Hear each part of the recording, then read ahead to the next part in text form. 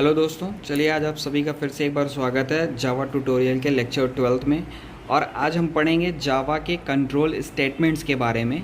जावा के control statements क्या मतलब, हम उसमें कोई भी ब्लॉक ऑफ कोड्स लिखते हैं या सेट ऑफ इंस्ट्रक्शंस लिखते हैं तो उनको हम कंट्रोल कैसे कर सकते हैं, किस टाइम पर कौन सा कोड हम चाहते हैं ये रन करे, तो उनके बारे में आज हम डिस्कस करेंगे डिटेल में पूरा।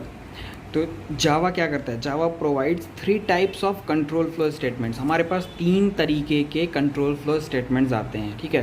कौन कौन से होते हैं? फर्स्ट होता है डिसीजन मेकिंग स्टेटमेंट्स। क्या होता है? Decision making statements. सेकंड होता है लूप स्टेटमेंट्स, जिसमें हम लूप्स का यूज़ करते हैं, ठीक है। और थर्ड होता है हमारे पास जंप स्टेटमेंट्स, ठीक है। तो अब जैसे डिसीजन मेकिंग स्टेटमेंट्स है, उसमें 2 स्टेटमेंट्स आते हैं, एक इफ़ स्टेटमेंट आता है, एक स्विच स्टेटमेंट आता है। और लूप स्टेटमेंट्स के अंदर आते हैं डू वाइल लूप आता है, वाइल लूप आता है, फॉर लूप आता है, फॉर ईच लूप आता है।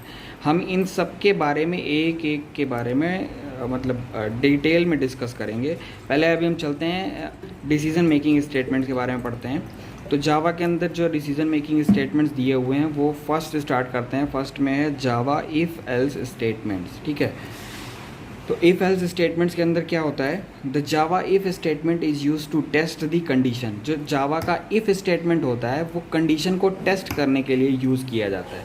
और ये टेस्ट क्या करता है, अगर कंडीशन पास होती है आपकी तो ये बूलियन कंडीशन, एक तरीके से बूलियन कंडीशन को चेक करता है। अगर कंडीशन ट्रू होती है तो इट विल स्टोर ट्रू और हमारा प्रोग्राम आगे एग्जीक्यूट कर जाता है। और अगर ये फॉल्स होती है तो जो इफ़ ब्लॉक के अंदर जो भी स्टेटमेंट लिखा रहेगा वो एग्जीक्यूट नहीं करता है, ठीक है। तो कई सारे तरीके के इफ़ स्टेटमेंट होते हैं जावा के अंदर। जैसे पहला आप देख सकते हो if statement, if else statement, if else if ladder statement, ठीक है, और नेस्टेड इफ़ स्टेटमेंट। तो हम इन सब के बारे में एक एक करके पढ़ते हैं, ठीक है। फर्स्ट आ जाता है हमारा जावा का इफ़ स्टेटमेंट, ठीक है। तो ये क्या करता है, it executes if block if condition is true. ये इफ़ ब्लॉक को एग्जीक्यूट करता है अगर हमारी कंडीशन ट्रू होती है तब, ठीक है। इफ़ के अंदर हमने क्या लिख दिया, कुछ कंडीशंस लिख दिया, वो कंडीशन ट्रू या फॉल्स जो भी होगी उसी अकॉर्डिंग हमारा प्रोग्राम एग्जीक्यूट करेगा, ठीक है। और आगे हम इसके ब्लॉक के अंदर लिख देंगे कोड टू बी एग्जीक्यूटेड। हम वो कोड लिख देंगे जो हमको एग्जीक्यूट करवाना है, ठीक है। अब इसका एग्जांपल से हम समझने की कोशिश करते हैं। एक हमने पब्लिक क्लास बनाया, इफ़ एग्जांपल है वो, ठीक है। हमने एक मेन फंक्शन लिया public static void main string array args, ठीक है। हमने यहाँ से इसका मेन फंक्शन का ब्रैकेट स्टार्ट किया, ठीक है। अब आप देख सकते हो मैंने इसमें क्या किया, एक एज का वेरिएबल मैंने डिफाइन किया है, इंट एज लिया है 20, ठीक है। मतलब एज के पास जो डेटा स्टोर हो रहा है वो 20 स्टोर हो जा रहा है। अब एज को चेक करना है मुझे, चेक करने के लिए हमने क्या किया, एक इफ़ की कंडीशन लगा रखा है हमने। उसमें हमने लिखा है एज इज़ ग्रेटर देन 18, ठीक है। तो अगर एज की वैल्यू अगर 18 से ग्रेटर है तो बूलियन वैल्यू क्या हो जाएगी उसकी, ट्रू, मतलब कंडीशन सेटिस्फाई कर रही है। जब कंडीशन सेटिस्फाई होगी तो हमारे ब्लॉक के अंदर का कोड रन कर जाएगा, ठीक है। इसमें क्या आएगा, system dot out dot print age is greater than 18। अगर अभी आप देखो, जैसे अभी हमारी एज, यहाँ पर एज क्या है 20 है और 18 से बड़ी भी है, तो मतलब कंडीशन सेटिस्फाई हो रही है। अगर कंडीशन सेटिस्फाई हो रही है दैट मीन्स हमारा ये वाला आउटपुट आ जाएगा। तो प्रोग्राम के हमारे आउटपुट क्या आएगा, एज इज़ ग्रेटर देन 18, ठीक है। अब ये तो था इफ़ कंडीशन के बारे में। अब सेकंड आता है जावा के अंदर, सेकंड आता है जावा इफ़ एल्स स्टेटमेंट। ऐसे स्टेटमेंट्स जिसमें हम इफ़ और एल्स दोनों का यूज़ कर रहे हैं, ठीक है। तो उसके अंदर क्या होगा, the Java if else statement also test the condition, ठीक है। ये भी इसका भी वही काम है, ये भी कंडीशन टेस्ट करेगा, ठीक है। But it executes the if block if condition is true. ये इफ़ ब्लॉक तभी एग्जीक्यूट करेगा जब कंडीशन ट्रू होगी, अदरवाइज जो एल्स के अंदर कंडीशन लिखी रहेगी वो कंडीशन को ये एग्जीक्यूट कर देगा, ठीक है। तो अभी हम कैसे इसका सिंटैक्स देख सकते हैं। इफ़, ये सिंटैक्स है इसका, basically this is syntax. If condition, फिर उसके अंदर कोड लिख देंगे हम कुछ ब्लॉक के अंदर, कंडीशन इज़ ट्रू अगर होती है तो वो कोड चल जाएगा, अदरवाइज हमारा एल्स वाला कंडीशन चल जाएगा। एल्स के अंदर जो कोड लिखा रहेगा वो कोड रन कर जाएगा। अभी इसको एग्जांपल की मदद से समझने की कोशिश करते हैं, ठीक है। अब जैसे लीप ईयर का हम एक एग्जांपल लेते हैं। लीप ईयर, अगर हमें लीप ईयर पता करना है तो लीप ईयर की कंडीशन होती है, जो भी ईयर को आपको चेक करना है कि वो लीप है कि नहीं है, वो या तो पहली बात तो वो 4 से डिविजिबल होना चाहिए, ठीक है, वो that year should be divisible by 4, और दूसरा कि उसको 4 और 400 से डिविजिबल होना चाहिए और 100 से डिविजिबल नहीं होना चाहिए। 4 और 400 से डिविजिबल होना चाहिए और 100 से उसे डिविजिबल नहीं होना चाहिए। मीन्स हमारे पास 100 से डिवाइड करने पर जीरो वैल्यू नहीं आनी चाहिए, रिमाइंडर हमारा जीरो नहीं होना चाहिए। ठीक है, इतनी बात समझ में आई। अगर जो भी लीप ईयर है हमारा, उसमें पहली बात तो उसको 4 और 400 से डिविजिबल होना चाहिए और 100 से डिविजिबल नहीं होना चाहिए। अब इस कंडीशन को हमको प्रोग्राम के अंदर लिखना है, तो हम कैसे लिखेंगे प्रोग्राम के अंदर? ठीक है, हमने एक क्लास ले लिया, public class leap year example, हमने लीप ईयर का एग्जाम्पल लिया। उसके अंदर हमने पब्लिक स्टैटिक वॉइड में मेन फंक्शन अपना चलाया। मेन फंक्शन चलाने के बाद हमने जो ईयर हमको चेक करवाना है, लेट सपोज हमको 2020 को चेक करवाना है कि वो लीप ईयर है या नहीं है। अब हम इफ़ के अंदर कंडीशन लिखेंगे।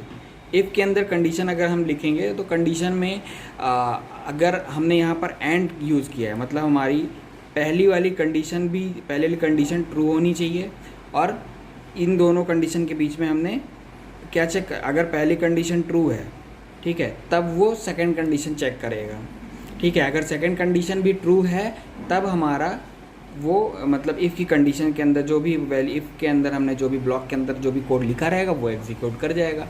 और के अंदर क्या होता है, यहाँ पे हमने दो कंडीशन लगा रखा है। यहाँ पे हमने क्या लिया है, ईयर अगर हमारा 100 से डिवाइड होने के बाद, मतलब 100 से मॉड निकाला, और मॉड निकालने का मतलब यहाँ पर रिमाइंडर आ जाएगा, और रिमाइंडर की वैल्यू अगर 0 के बराबर है, 0 के बराबर नहीं है, तब तो ठीक है, ये कंडीशन ट्रू हो जाएगी, मतलब ये ट्रू और ये ट्रू, तभी हमारा और का कंडीशन ट्रू होगा। ठीक है, और की कंडीशन में अगर दोनों में से कोई एक भी ट्रू हो जाएगा तो हमारा कंडीशन ट्रू हो जाएगा। ठीक है, या तो ईयर डिविजिबल होना चाहिए, 400 से जब मॉडुलस निकालेंगे तो उसकी वैल्यू 0 के बराबर आनी चाहिए। ठीक है, तो अब अगर ये कंडीशन हमारी फुलफ़िल होगी, इफ़ के अंदर जो हमने लॉजिक लगा रखा है, ये लॉजिक अगर फुलफ़िल होता है तब हमारा सिस्टम क्या प्रिंट कर देगा कि वो जो हमने ईयर लिया है वो लीप ईयर है। ठीक है, मतलब हमारा जो ईयर है वो पहली बात तो 100 से डिविजिबल नहीं होना चाहिए, हमने नॉट लगा रखा है, 100 से डिविजिबल नहीं होना चाहिए, और 400 से डिविजिबल होना चाहिए, और 4 से डिविजिबल होना चाहिए। ठीक है, इतनी बात समझ में आई। अगर इतनी कंडीशन सेटिस्फाई होती है तो वो हमारा ईयर लीप ईयर कहा जाएगा, अदरवाइज़ एल्स वाली कंडीशन चलेगी और वहाँ पर लिख दिया जाएगा कि ये कॉमन ईयर है, लीप ईयर नहीं है। ठीक है, अभी हमने 2020 को लिया था, तो 2020 का आउटपुट हमारे पास क्या निकल के आएगा, 2020 को अगर हम पहले एक बार खुद से डिवाइड करके देख लेते हैं, अगर 4 से डिवाइड कर रहे हैं तब भी डिवाइड हो जा रहा है, मतलब इसकी वैल्यू 0 के बराबर आ रही है, 400 से भी डिवाइड हो जा रहा है।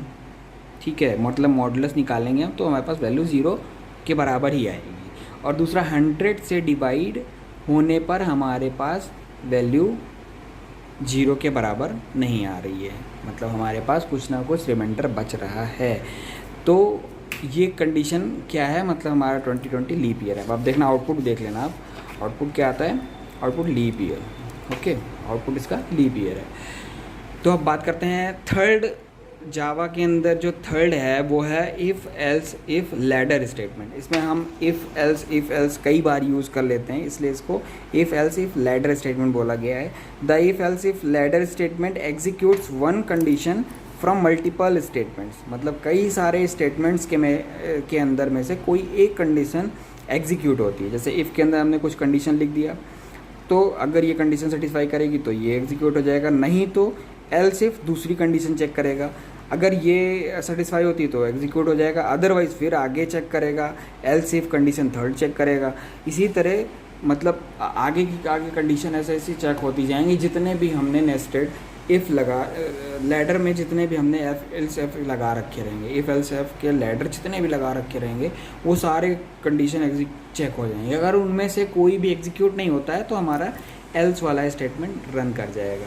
ठीक है, अब एक लास्ट बचता है जावा के अंदर इफ़ एल्स की मतलब कंडीशनल स्टेटमेंट्स में एक लास्ट बचता है जो है जावा नेस्टेड इफ स्टेटमेंट। अब जावा नेस्टेड इफ स्टेटमेंट क्या होता है? The nested if statement represents the if block. ये if block within another if block, मतलब एक इफ ब्लॉक के अंदर दूसरा इफ ब्लॉक होता है। Here inner if block condition, अब जो अंदर वाला जो इफ ब्लॉक है वो तभी एग्जीक्यूट करेगा जब हमारे फर्स्ट वाले इफ ब्लॉक की कंडीशन फुलफिल होगी। ठीक है, if condition code to be executed, फिर उसके बाद इफ कंडीशन, मतलब इस इफ कंडीशन की अगर वैल्यू सेटिस्फाई होगी, ट्रू होगी, तब इसके अंदर जाएगा प्रोग्राम और वहाँ पर वैल्यू एग्जीक्यूट होगी। ठीक है, तो ये था अभी हमारे पास जो कंडीशनल स्टेटमेंट्स के बारे में थी कहानी, ये थी आज की। और आगे के लूप स्टेटमेंट्स और स्विच स्टेटमेंट्स और जंप स्टेटमेंट, इनके बारे में हम अपने कमिंग लेक्चर्स में पढ़ेंगे, डिटेल में पढ़ेंगे सबको। तो ठीक है, आपको अगर पिछले वीडियो अगर आपने नहीं देखे हैं तो आप चैनल पे की प्लेलिस्ट पर जाएं और पूरा वीडियो आप देख लें। ठीक है, वीडियो पसंद आई हो तो वीडियो को लाइक कर लें और चैनल को सब्सक्राइब कर लें।